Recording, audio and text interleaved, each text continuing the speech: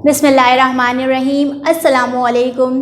सबसे पहले तो आप सब तलबा और तालिबात को SSIT डिग्री कॉलेज की 12वीं जमात में आने पर और सीनियर होने पर मुबारकबाद। मैं नादिया नाज़ गौरी शोबा उर्दू की मुदर्रिस यानी आपकी टीचर आपसे मुखातिब हूँ। अज़ीज़ तलबा और तालिबात, जैसा कि आप सब जानते हैं, इस आलमी वबा के दौर में हमारी तर्ज़ ज़िंदगी अक्सर तब्दील हो गई है। हम ज़िंदगी का हर शोबा जो है मुतासिर हुआ है। दुनिया भर में तालीमी इदारे बंद हैं, मगर अल्हम्दुलिल्लाह SSIT डिग्री कॉलेज ने लॉकडाउन के दौरान भी अपनी तदरीसी सरगर्मियों को मुनक़ता नहीं होने दिया और दर्स व तदरीस को टेक्नोलॉजी से मरबूत करके सीखने के नए दरवा किए और तदरीसी अमल को जारी रखा है। और हमारे कॉलेज का ये काबिल सताइश एक कदम है। आज चूँकि पहली क्लास है तो मैं आज आपको जो है वो बोर्ड का पेपर पैटर्न समझाऊंगी और साथ में मार्क्स डिस्ट्रीब्यूशन यानी नंबरों की तकसीम आपको बताऊंगी, ताकि इब्तदा ही में, शुरू ही में, आगाज़ ही में आप जो है वो ये जान लें कि आपका सेकेंड ईयर का पेपर फर्स्ट ईयर के पेपर से कितना मुख्तलिफ है। उर्दू का पेपर कौन से सवाल ऐसे हैं कि जो तब्दील हो गए हैं और उनके नंबरों की तकसीम, उनकी मार्क्स डिस्ट्रीब्यूशन क्या है।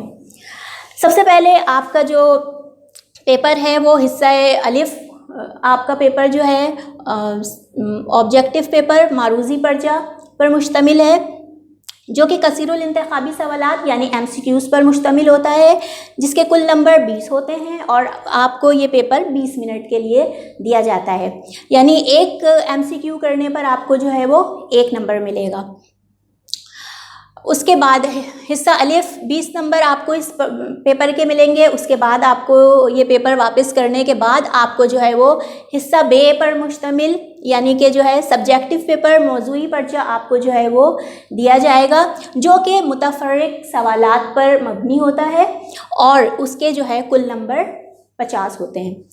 सवाल नंबर 2 आपका जो है वो अशार की तशरीहात पर मुश्तमिल होता है। हमारी जो है वो दरसी किताब, उसमें जो है वो हिस्सा है गज़लियात, गज़लें जो हैं शौरा की, उनमें से जो है वो अशार पेपर में आते हैं। उनमें से आपको कोई दो अशार की तशरीहात आपने लिखनी होती हैं। उसके कुल नंबर 10 नंबर होते हैं और यानी एक शेर की तशरीह करने पर आपको 5 नंबर मिलेंगे। इस 5 नंबर की भी मज़ीद मार्क्स डिस्ट्रीब्यूशन नंबरों की तकसीम है। यानी अगर आप शेर में शायर का नाम लिखेंगे तो आपको 1 नंबर मिलेगा और आप शेर की तशरीह करेंगे तो आपको 3 नंबर मिलेंगे और अगर आप मुमासिल शेर लिखेंगे इख्तिताम पर तो आपको 1 नंबर मिलेगा। इस तरह ये कुल 5 नंबर बनेंगे। यहाँ पर मैं आपको एक नुक्ता जो है वो बताती चलूँ कि कुछ तालिबे इल्म जो है वो मुमासिल शेर नहीं लिखते, तो और फिर जो है वो ये सोचते हैं कि हम तो जो है वो इतनी अच्छी तशरीह कर आए हैं, हम तो इतने ज़्यादा सफ़ात पर तशरीह कर आए हैं, मगर फिर भी हमारे पूरे नंबर नहीं आए। उसकी वजह ये होती है कि तशरीह को आप जितना भी तवील कर दें, अगर आपने मुमासिल शेर नहीं लिखा तो आपको जो है वो नंबर आपके जो है वो 1 नंबर आपके मिन्हा कर दिए जाएंगे, यानी माइनस कर दिए जाएंगे। तो आपने इस बात का ख़याल रखना है कि आप हवाले के 1 नंबर हैं और मुमासिल शेर के भी 1 नंबर हैं, तो आप हवाला भी लिखें और मुमासिल शेर भी लिखें तशरीह के साथ। सवाल नंबर 3 आपका जो है वो इक्तबास की तशरीह का सवाल होता है। इसमें जो है वो ये कुल 8 नंबर का सवाल होता है। इसमें 2 नंबर जो है वो आपको तारुफ़ मुसन्निफ़ के मिलते हैं, तारुफ़ मुसन्निफ़, और 6 नंबर जो है वो इक्तबास की तशरीह। हवाले के 2 नंबर और 6 नंबर जो है वो इक्तबास की तशरीह के मिलते हैं। इस तरह ये कुल जो है वो 8 नंबर का सवाल है। उसके बाद सवाल नंबर 4 नज़म का मरकज़ी ख़याल, ये भी जो है वो कुल 8 नंबर का सवाल होता है। 2 नंबर जो है वो तारुफ़ शायर के लिए मुख्तस हैं और 6 नंबर मरकज़ी ख़याल के हैं। इस तरह ये कुल तारुफ़ शायर और मरकज़ी ख़याल दोनों मिलाकर कुल जो है वो ये 8 नंबर का सवाल है। अच्छा, मरकज़ी ख़याल के ज़िम्न में मैं आपको बता दूं कि आपने इसमें इख्तिसार का ख़याल रखना है। मरकज़ी ख़याल उस बुनियादी ख़याल को कहते हैं जिसके ऊपर जो है वो नज़म लिखी जाती है, जिसको जो है वो बुनियाद बनाकर नज़म लिखी जाती है और मरकज़ी ख़याल मुख्तसर लिखा जाता है। इसके बाद सवाल नंबर 5 है। सवाल नंबर 5 जो है वो खुलासे का सवाल होता है। इसके भी कुल नंबर 8 हैं, 2 नंबर तारुफ़ मुसन्निफ़ के और 6 नंबर खुलासे के। اور آخر میں جو ہے وہ نتیجہ فکر بھی جو ہے وہ لکھا جاتا ہے. گو کہ نتیجہ فکر کے جو ہے وہ کوئی نمبر نہیں ہوتے، مگر اس سے جو ہے وہ ممتحن یعنی جو ہے وہ پیپر چیک کرنے والے پر اس کا بہت اچھا تاثر پڑتا ہے. تو خلاصے جو ہے وہ 3 اجزاء پر مشتمل ہوتا ہے. تعارف مصنف جس کے 2 نمبر، خلاصہ جس کے 6 نمبر، اور ایک جو ہے وہ نتیجہ فکر بھی اس میں لکھا جاتا ہے تاکہ آپ کے جو ہے وہ آپ کے جواب کا جو ہے وہ ممتحن پر اچھا جو ہے وہ تاثر قائم ہو. اور اس طرح یہ 8 نمبر کا سوال ہے. اس کے بعد سوال نمبر 6. سوال نمبر 6 میں اردو ڈرامے یا افسانے کا ارتقاء. ارتقاء کسے کہتے ہیں؟ ارتقاء کہتے ہیں کسی چیز کی پوری ہسٹری بیان کرنا، یعنی اس کے آغاز سے لے کر تاحال تک اس کو جو ہے وہ بیان کرنا، وہ جو ہے وہ اصطلاح میں ارتقاء کہلاتا ہے. تو اردو ڈرامہ کب شروع ہوا، کن کن ادوار سے گزرا، آج جو ہے وہ اردو ڈرامہ کس جو ہے وہ اسٹیج پر ہے، کس مرحلے پر ہے، کیا اس کے جو ہے وہ لکھنے پر آپ کو جو ہے وہ 8 نمبر ملیں گے. اسی طرح افسانے کا آغاز کب ہوا اور کون کون سے افسانہ نگار جو ہیں وہ مشہور تھے، افسانے کا سنہری دور کون سا تھا، آج جو ہے وہ ڈرامہ کس اسٹیج پر ہے، آج ڈرامہ افسانہ آج جو ہے وہ کس اسٹیج پر ہے، آج جو ہے وہ افسانہ نگار کے رجحانات اور میلانات کیا ہیں، کن موضوعات پر آج کے جو ہے وہ افسانہ نگار لکھ رہے ہیں. یہ سب بیان کرنا جو ہے وہ افسانے کا ارتقاء کہلاتا ہے اور اس کے جو ہے وہ 8 نمبر ہیں. اس کے ساتھ آپ کو اختیار ہے، آپ کے پاس ایک آپشن ہے کہ آپ چاہیں تو اردو ڈرامے یا افسانے کا ارتقاء لکھیں، یا آپ چاہیں تو اس کی جگہ شامل نصاب جو افسانہ نگار ہیں اور ڈرامہ نگار ہیں، یعنی ہماری درسی کتاب میں جتنے افسانے اور ڈرامے شامل ہیں ان کے مصنفین، ان کے جو فن پر تبصرہ بھی آپ جو ہے وہ کر سکتے ہیں. اگر آپ جو ہے وہ اردو ڈرامہ یا افسانے کا ارتقاء نہ لکھنا چاہیں تو آپ کے پاس یہ آپشن ہے، اور جو ہے وہ اس کے بھی نمبر 8 ہیں. اس کے بعد سوال نمبر 7 ہے. سوال نمبر 7 میں جو ہے وہ آپ کے پاس 2 آپشن ہیں، یا تو آپ سوال جواب کا سوال ہوتا ہے اور اس کے ساتھ آپشن ہوتا ہے شامل نصاب کوئی 2 شعراء کے 2 اشعار.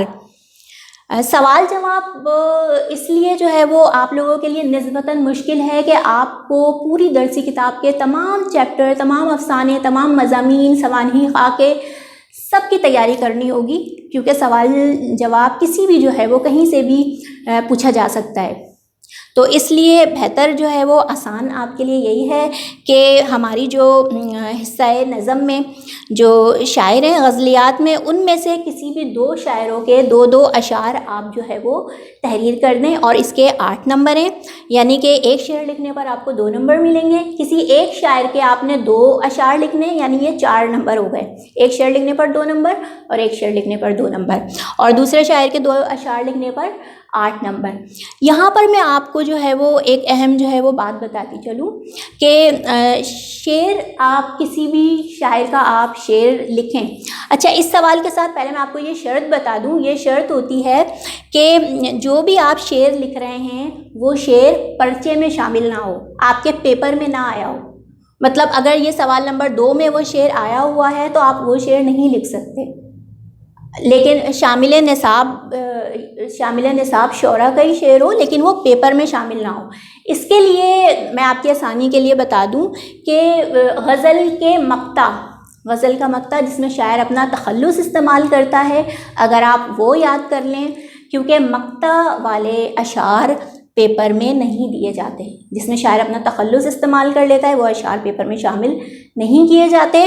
تو اس طرح آپ اگر جو ہے وہ غزل کے جو مقطع یاد کر لیں گے، ہماری 12ویں جماعت کی درسی کتاب میں حالی نے اپنی دونوں غزلوں میں تخلص استعمال کیا ہے، مومن خان مومن نے اپنی دونوں غزلوں میں تخلص استعمال کیا ہے. اگر آپ ان 2 شاعروں کے دونوں آخری اشعار مقطع یعنی آخری اشعار آپ یاد کر لیں گے تو آپ کا جو ہے وہ اس سوال کی تیاری ہو جائے گی، اور آپ کے جو ہے وہ یہ سوال 8 نمبر آپ کو جو ہے وہ مل جائیں گے. اچھا، یہاں پر میں ایک اور جو ہے وہ آپ کو اہم نقطہ بیان کرنا چاہوں گی کہ جب آپ شعر لکھیں کاپی میں، شاعری جو ہے وہ علم عروض پر مبنی ہے جس میں بحر اور اوزان کا خیال رکھا جاتا ہے. اگر شعر میں ایک حرف کی بھی کمی بیشی ہو جائے تو شعر بے وزن ہو جاتا ہے. آپ شعر لکھتے ہوئے خیال رکھیں گے کہ آپ اس کو کتاب میں جو تحریر کردہ شعر ہے، کتاب میں جو درج ہے، من و ان ویسا ہی لکھیں، ایک حرف کی بھی کمی بیشی نہ ہو۔ اگر آپ نے صرف ایک الف کی بھی کمی بیشی ہوئی تو آپ کا شعر بے وزن ہو جائے گا اور آپ کو جو ہے وہ آپ کے نمبر منہا کر دیے جائیں گے۔ تو آپ نے اس بات کا خیال رکھنا ہے کہ شعر لکھتے وقت جو ہے وہ آپ نے جو ہے وہ بالکل من و ان ویسے ہی جو ہے وہ آپ نے لکھنا ہے۔ حصہ بے کے بعد آپ کا جو ہے وہ پیپر حصہ جیم جو ہے وہ شروع ہوتا ہے، جو کہ تفصیلی سوالات پر مبنی ہے اور جس کے کل 30 نمبر ہیں۔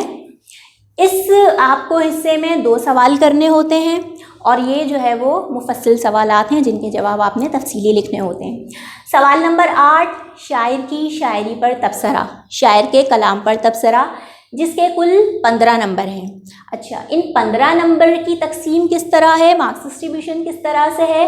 آپ شاعر کا تعارف لکھیں گے تو آپ کو اس کے 4 نمبر ملیں گے، اور شاعر کی آپ نے خصوصیات لکھی کم از کم 12 خصوصیات آپ جو ہے وہ لکھیں گے تو آپ کو جو ہے وہ اس کے 8 نمبر آپ کو جو ہے ملیں گے۔ اور اس کے بعد جو ہے وہ 3 ناقدین کی آرا جو ہے وہ جمع ہے رائے کی۔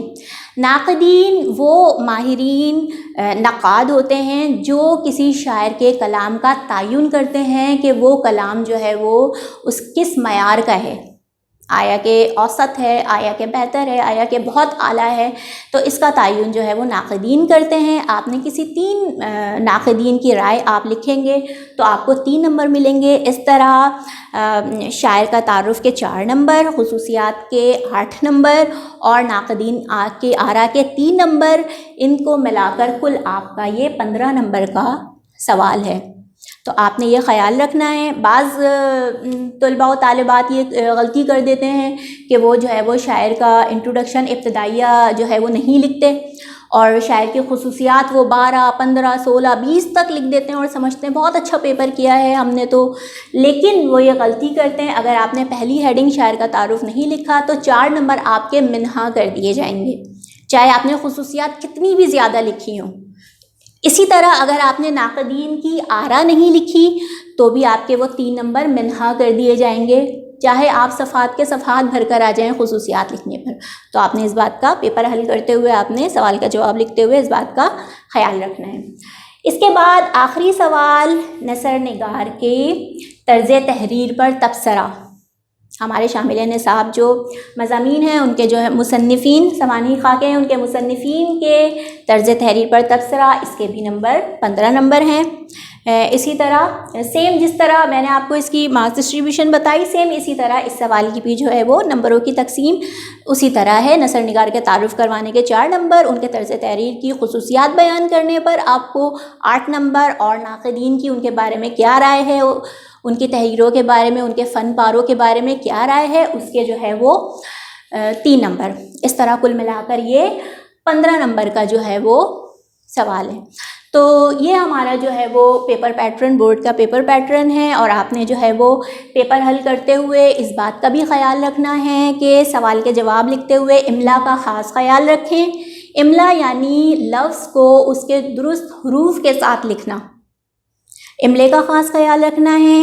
اس کے علاوہ رموز اوقاف یعنی پنچویشن کا بھی خاص خیال رکھنا ہے۔